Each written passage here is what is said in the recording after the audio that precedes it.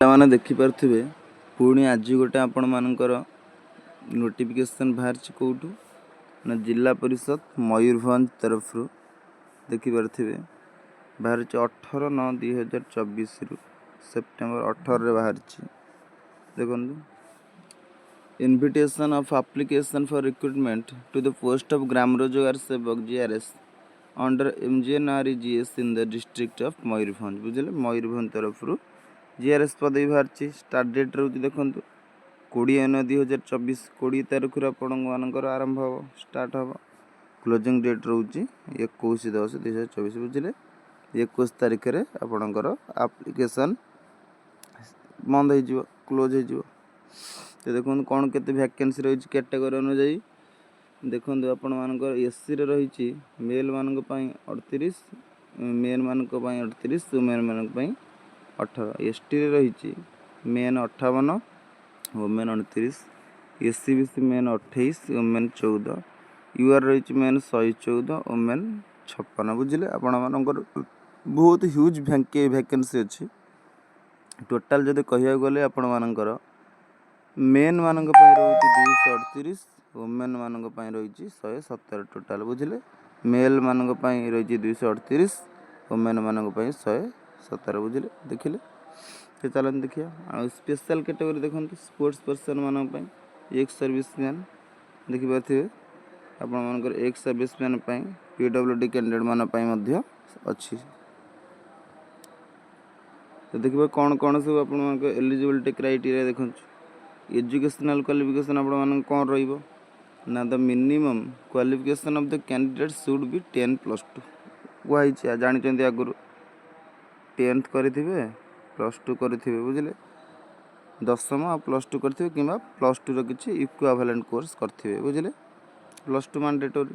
ଆଉ କ'ଣ କରିଥିବେ ନା କମ୍ପ୍ୟୁଟର ପ୍ରୋଫିସିଏନ୍ସି, ଆପଣମାନଙ୍କର କମ୍ପ୍ୟୁଟର ସାର୍ଟିଫିକେଟ୍ ଥିବ। କେଉଁଥିର ନା O ଲେବୁଲ୍ର କମ୍ପ୍ୟୁଟର ସାର୍ଟିଫିକେଟ୍ ଥିବ କିମ୍ବା କୌଣସି ଗଭର୍ଣ୍ଣମେଣ୍ଟ ରିକଗ୍ନାଇଜ୍ ୟୁନିଭର୍ସିଟିରୁ ଆପଣମାନେ କମ୍ପ୍ୟୁଟର କୋର୍ସ କରିଥିବେ। ବୁଝିଲେ, କୌଣସି ଗଭର୍ଣ୍ଣମେଣ୍ଟ ରିକଗ୍ନାଇଜ୍ରୁ ଯଦି କରିଥିବେ ଆପଣମାନଙ୍କର ସେଇଟା ଆପ୍ରୁଭାଲ୍ ହେବ। ବୁଝିଲେ,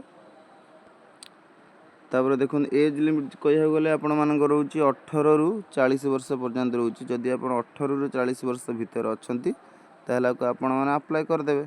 ବୁଝିଲେ, ତାପରେ ଦେଖନ୍ତୁ ଆପଣମାନଙ୍କୁ ଦେଖାଇ ଦେଉଛି ଯେତେବେଳେ ଡକୁମେଣ୍ଟ ସବମିଟ୍ କରିବେ କ'ଣ କ'ଣ ଫର୍ମରେ ସବୁ ଆଟାଚ୍ କରିଦେବେ। ଆପଣମାନେ ସେ ଅଫଲାଇନ୍ ଫର୍ମଟିକୁ ଫିଲ୍ଅପ୍ କରିବେ।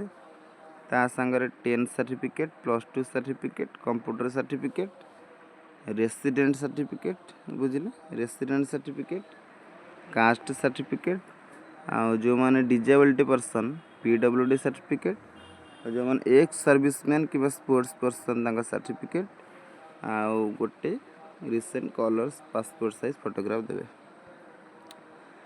ଦେଇକି କେଉଁଠି ପଠାଇବେ ଦେଖନ୍ତୁ କେମିତି ଆବେଦନ କରିବେ। How to apply. Interested candidates may submit their application in the prescribed application format annexed duly filled in along with self-attested required documents to be submitted in a sealed cover superscribed।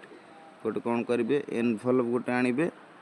Envelope ଆଣି ସବୁ documents ପୁରେଇ ଦେବେ। Envelope ଉପରେ ଲେଖିବେ application for the post of Gram Rozgar Sevak of Mayurbhanj district ଏତେ ଲେଖିବେ। ତାପରେ 2ରେ କ'ଣ ଲେଖିବେ ଟୁ ଦି CDO କମ୍ EO ଜିଲ୍ଲା ପରିଷଦ ମୟୂରଭଞ୍ଜ ବାରିପଦା, ପିନ୍ ନମ୍ବର ଏଇଟା ଲେଖିଦେବେ। ଲେଖିକି ରେଜିଷ୍ଟର୍ଡ ପୋଷ୍ଟ କିମ୍ବା ସ୍ପିଡ୍ ପୋଷ୍ଟ ମାଧ୍ୟମରେ ଆକୁ 21/10/2024 ପୂର୍ବରୁ ସେଣ୍ଡ କରିବେ। ତଳକୁ ଯିବେ। ତଳକୁ ଗଲା ପରେ ଦେଖିପାରୁଥିବେ ଏଇଠି ଗୋଟେ ଅଫଲାଇନ୍ରେ ଆପଣମାନଙ୍କର ଆପ୍ଲିକେସନ୍ ଫର୍ମ ଗୋଟେ ଦେଇଥିବାକୁ ସେ ଫିଲ୍ଅପ୍ କରିବେ। ପ୍ରିଣ୍ଟ ଆଉଟ୍ ବାହାର କରିଦେବେ। ପ୍ରିଣ୍ଟ ଆଉଟ୍ ବାହାର କରି ଏଠି ସେ ଫିଲ୍ଅପ୍ କରିବେ। Name the candidate, father, address, email ID, mobile number, category, ଏଇଠି ଗୋଟେ ଫଟୋ ମାରିବେ। ତ ଦେଖିପାରୁଥିବେ ଏଇଠି date of birth, gender, nationality, Aadhaar number, ex serviceman କିମ୍ବା PWD କ୍ୟାଣ୍ଡିଡେଟ୍ ଯଦି ଥିବେ ଏଇଠି ଆପଣମାନଙ୍କର ଏଇଠି ଆପଣମାନେ ମେନସନ୍ କରିବେ। ଏଇଠି ସବୁ ଆପଣମାନଙ୍କର ଏଜୁକେସନାଲ୍ କ୍ୱାଲିଫିକେସନ୍ର ସାର୍ଟିଫିକେଟ୍ ସବୁ ଦେବେ, ଲେଖିବେ। ଏଇଠି ସବୁ ଲାଙ୍ଗୁଏଜ୍ ପ୍ରୋଫିସିଏନ୍ସିରେ ଲେଖିବେ। ଲେଖିକି ଡିକ୍ଲାରେସନ୍ ପଢ଼ିଦେବେ। ପଢ଼ିକି ପ୍ଲେସ୍ ଡେଟ୍ ଲେଖି ସିଗ୍ନେଚର୍ ଗୋଟେ ମାରିଦେଇ आपण मैंने स्पीड पोस्ट कि रजिस्टर पोस्ट रे पठेदेवे। तो किसी डाउट्स थे आपण मैंने कमेंट्स माध्यम जानीपर चैनल को सब्सक्राइब करदे, वीडियो को लाइक करदे। रही जय जगन्नाथ।